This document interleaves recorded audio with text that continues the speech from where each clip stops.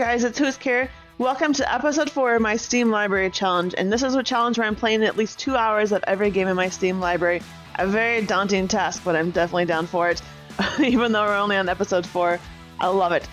Today we played the game phoninghome for 2 hours, and this is a game that I received for free, but I'm lucky also that it came to the top of my list early on so I can play an early version of the game since it's just out.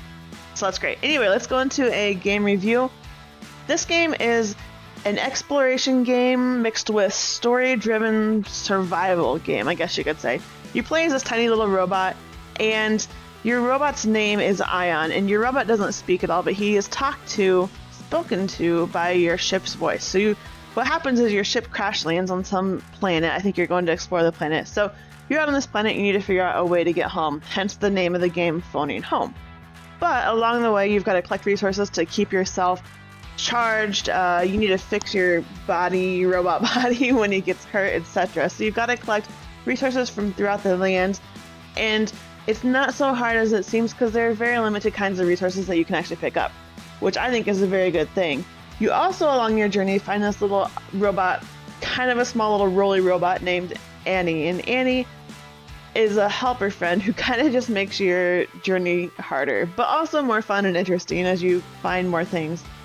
You have to craft things, like I said before, so you find items. You've got a little compass at the top of your screen that kind of tells you where more items are once you found an item. So example, if you find crystals, it shows you if you turn around in circles on your compass where to find more crystals. So that is a very helpful thing.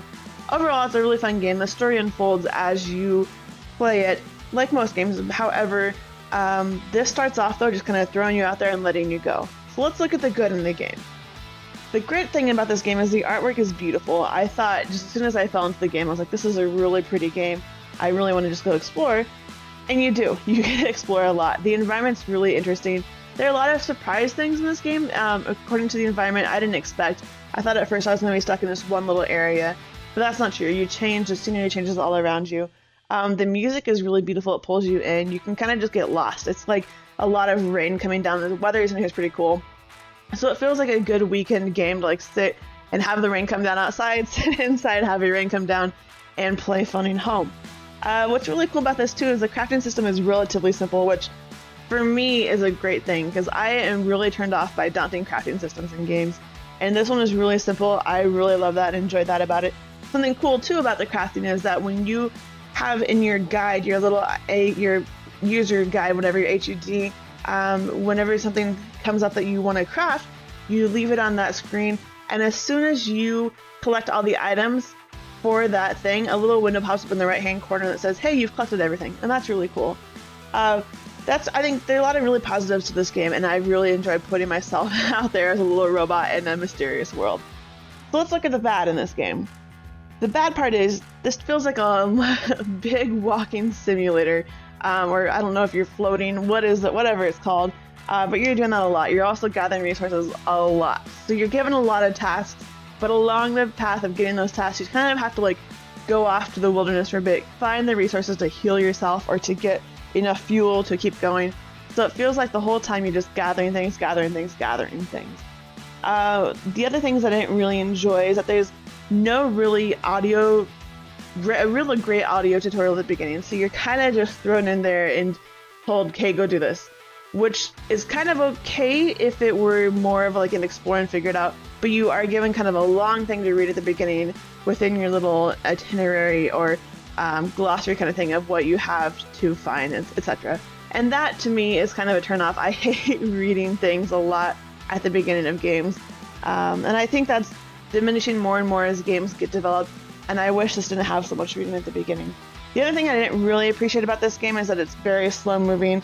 I played it for over 2 hours, and at the end I think I was still about 5% chance of getting home, which I think that means I'm probably 5% into the game, which is not far after 2 hours. So that's saying there's a lot more to do. And I'm assuming that 5% is your progress, right? So I still have a lot to do. Not always do you see where the border is either. So sometimes you'll go up to like a ledge that leans over a big lava pathway, right? And you go up to that ledge, and before you even get right to the edge of the ledge, you start taking damage from the lava, which is quite a ways down. So that's one thing I didn't like either, is how easy it is to get damaged by kind of just being curious. So now let's look at the real question here. Will I play this game again? I'm giving it a yes, mainly because the story got me right now. I'm at a turning point and I really want to check out what happens next, and I think I need to go beyond my 2 hours to really see what's happening. Plus I crafted a little gun that I really want to play with. So I'm at a really good point right now. I want to go back and finish it up, and I probably will be over the next few days. Also, I want to make it home. I know there's a lot more to do, especially if I'm only 5% into the game, but I want to make it home. That's the reason of the whole game, right? But I'm intrigued right now. I'm at that point. I want to go. And also, it's another game when I have another rainy weekend coming up. I've had a lot this year so far, but another rainy weekend coming up, I'm going to put myself in front of this game and play it and finish, hopefully, more of the story. So, great review of Phoning Home. Which game is coming up next? Next game is going to be a game called Flicks and Chill. It's a dating simulator, so not quite my style of game typically, but I watched a trailer in the game. It looks so freaking funny. The whole idea is that you try your hardest to have a successful night of Netflix and chill, if you know what I mean. Wink, wink. Anyway, tune in for that video too. I think it'll be a really interesting time. Follow me on Twitch if you want to see me play some of these games live. I stream almost every day, and you can find me at twitch.tv/HOOOSK. Alright, I'll see you guys tomorrow with the next Steam Challenge video. Bye, friends.